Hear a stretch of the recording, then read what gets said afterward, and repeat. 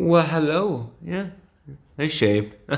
Looking at that little gray spot got me right there. I'm waiting for my jacket to dry. One of the faults about recording on the phone is that halfway through a video, or most of the way through a video, I'm just like, okay, time to go. Beep, beep. Notification. So, yeah. If I leave things out of this video, it's because I feel like I've already said them 4 or 5 times.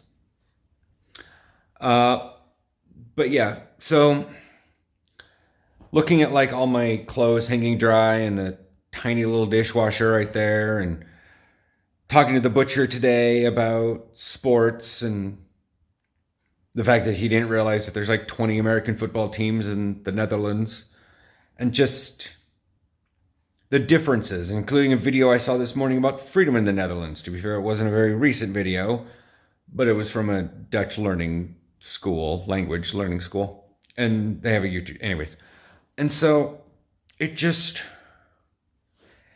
got me thinking. The Netherlands and the Dutch don't really say they're free, not as much as Americans. They know it. They don't have to prove it to other people. They just are. It's the same thing happens with like football fans. Like, I know I got a couple people that are like Raiders and Chargers and various NFL fans over in the States. And they're just like, every time their team loses, they have to go on a Facebook tirade or a Twitter tirade about how loyal they still are to their teams. And I'm like, dude, we don't care. Just stay loyal to your team. You don't need to tell everyone that you're still loyal. I don't think anyone else is doubting it but you.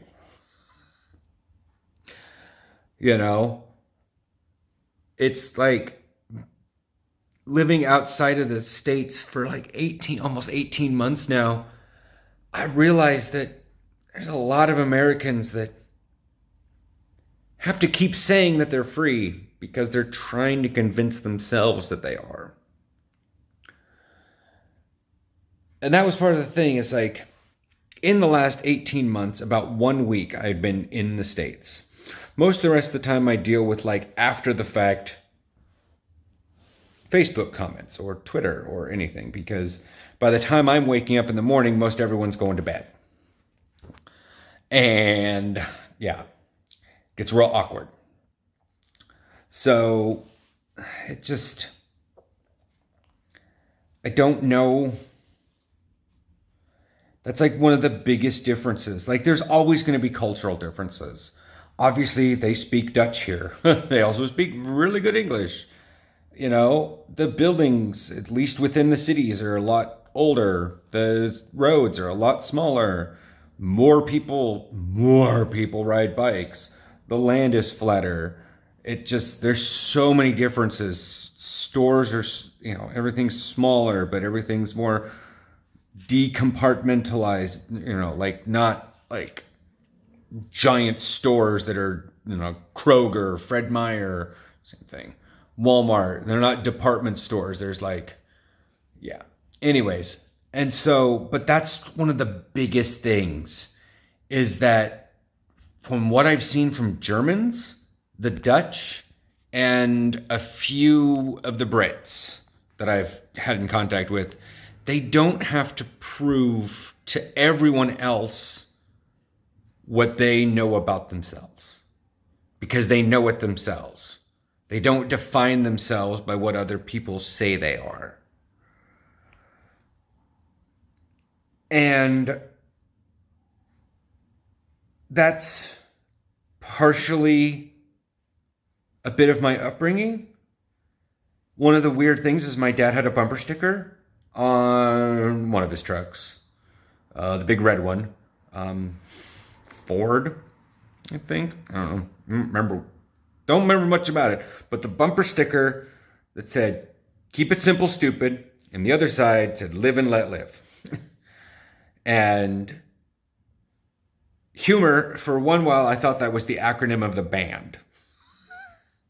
But it wasn't. Well, what am I supposed to do? I was 7. But live and let live.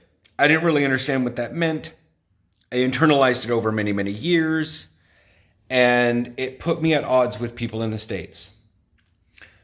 Because if someone was a certain way, cool, that's on them. They weren't harming anyone.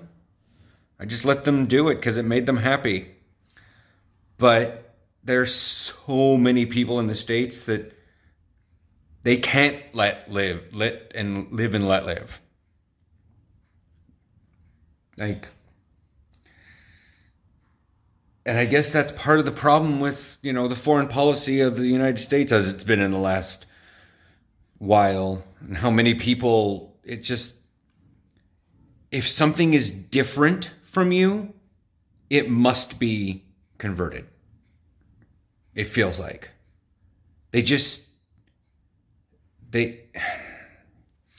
there's such an avoidance of diversity and being plunked down into the middle of Amsterdam. It's just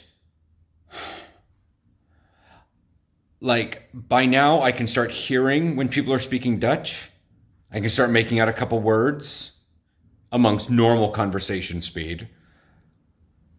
And then I know when people are not speaking Dutch. I know when people are speaking an Arabic language. I know when people are speaking, Spanish versus Portuguese versus French. Most everyone can tell who's speaking French. But that's the thing. After our cruise, I can now kind of hear the melodic difference between Italian and Spanish. And yeah. But in the States, I never really got much diversity out of things. And they tend to avoid diversity, anything different. And I've noticed that over like the last year when I've been on Facebook, it's just someone will post an opinion. I'll somewhat agree with that opinion and say, here's my slight opinion.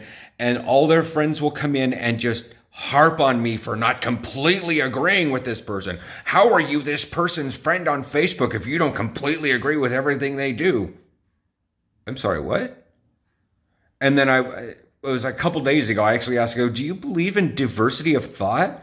And they're like, why would you have diversity of thought? There's only one truth. And I'm like, oh no, here we go. Okay, stop notifications. Whoa, hold up. But yeah, in the end, I don't really think the America is as free as it says it is. Because it says it is. I'm too busy trying to tell other people so that the rest of everyone else thinks that they're free, when really they're not. Yeah, I feel like I want to re-record this, but hopefully this makes sense.